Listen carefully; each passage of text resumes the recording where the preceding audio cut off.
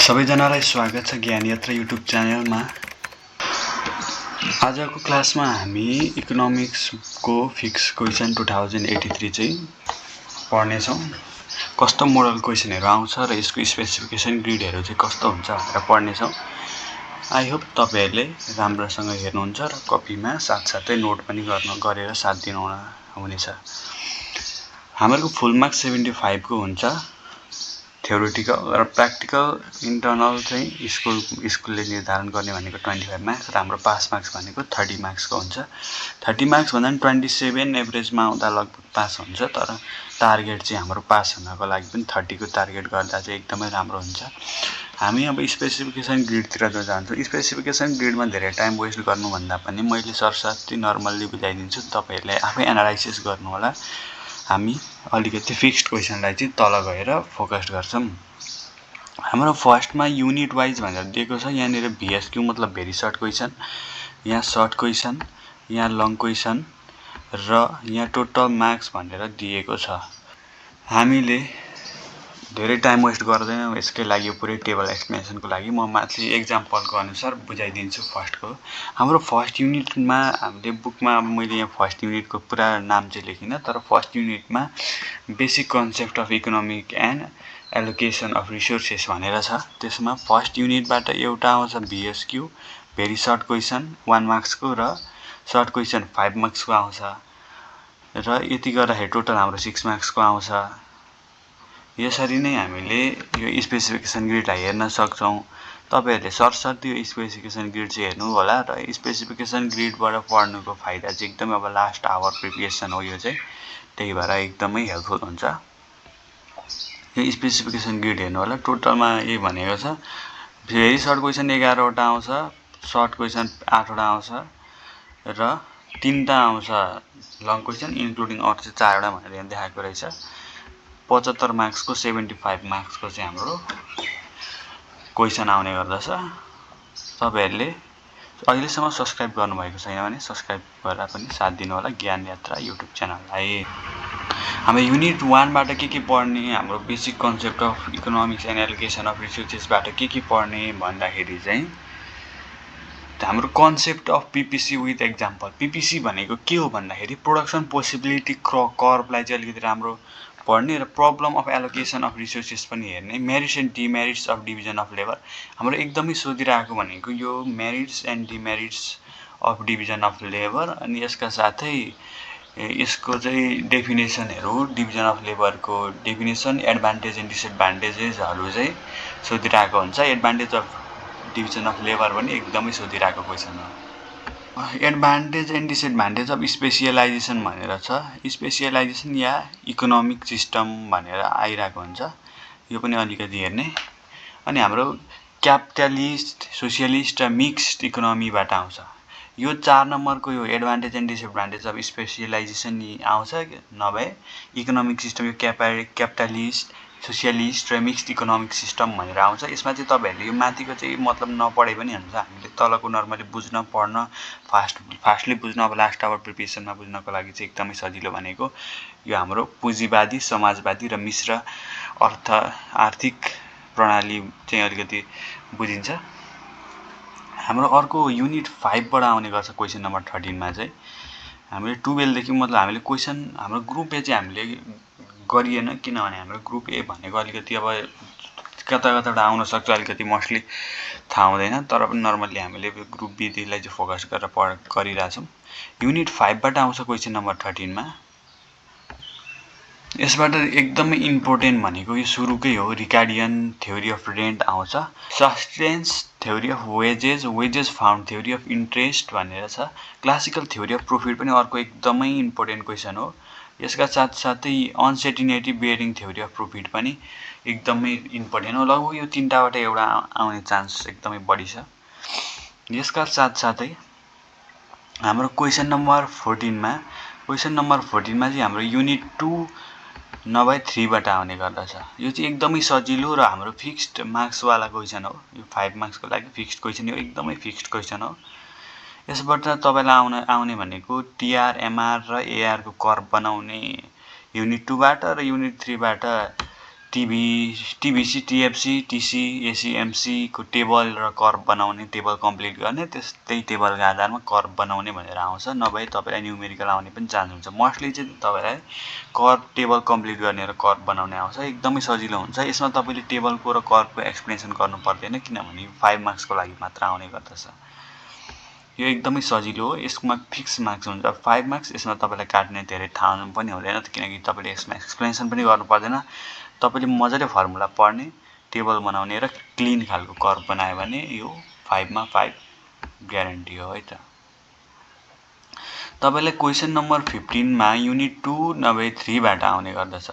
Unit 2 या 3 बाट आउने भनेको nature of TR MR under perfect competition and monopoly market भनेर पढ्ने, सी र एमसी को रिलेसनहरु हेर्ने र टिएफसी टिबिसी र टिसी को रिलेसनशिप पनि हेर्ने। यसबाट यति पढ्यो भने लगभग यतिबाटै आउने क्वेसन। अनि हाम्रो युनिट 6 रहेको छ क्वेसन नम्बर 16 मा।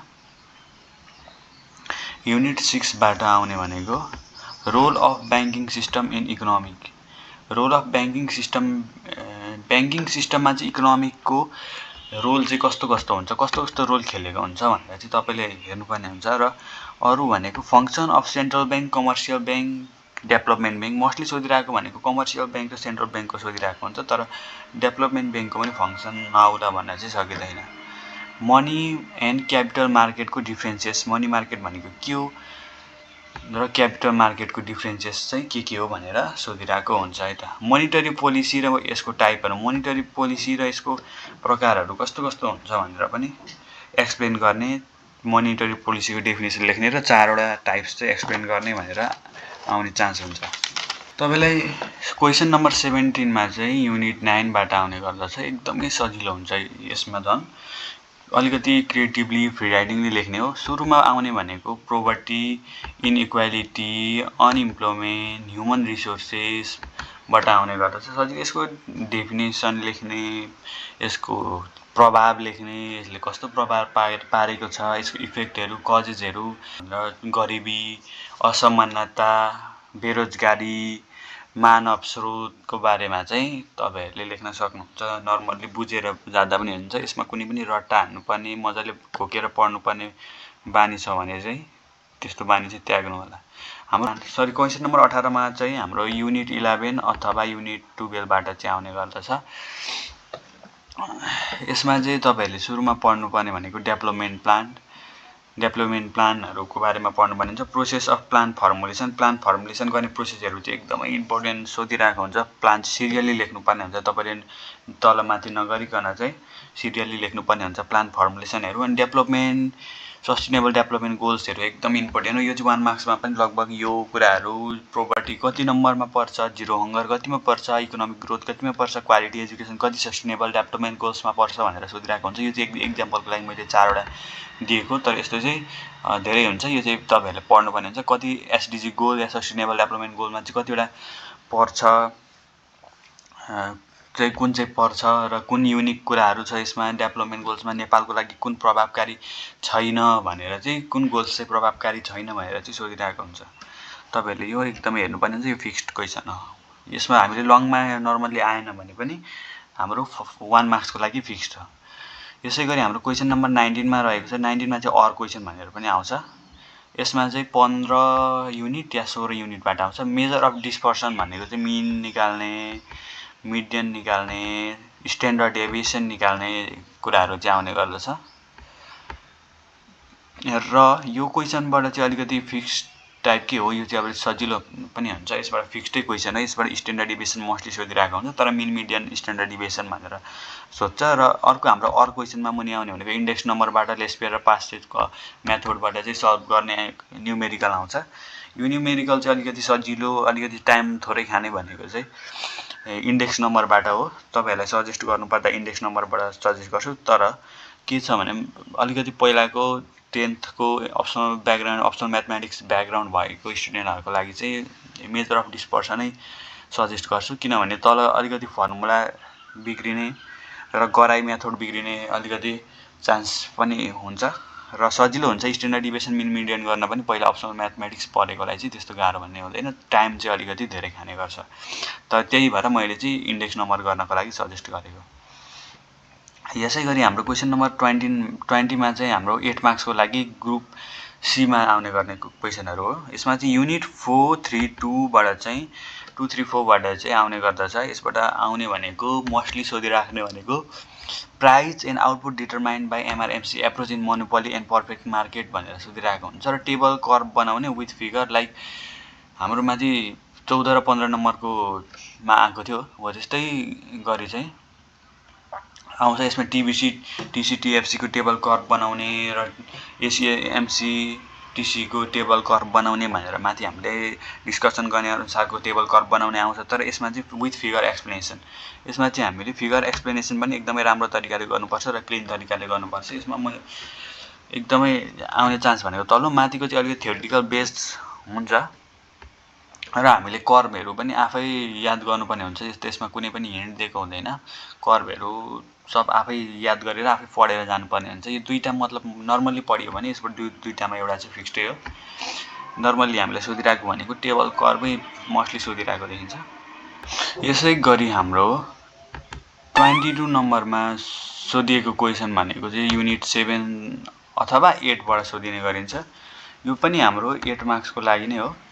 यो हाम्रो सुरुमा पढ्नुपर्ने इम्पोर्टेन्ट पढ्नुपर्ने भनेको important of public finance, classification of government expenditure, government revenue and borrowing, type of budget, trade deficit, free trade protectionism, comparative theory of international trade, योहरू आइहाल्यो। यो चाहिँ अलिकति कन्सेप्ट बेस्ड कुराहरू हो। यसमा चाहिँ हामीले घोकेर भन्दा अलिकति कन्सेप्ट चाहिँ बुझ्न जरुरी हुन्छ।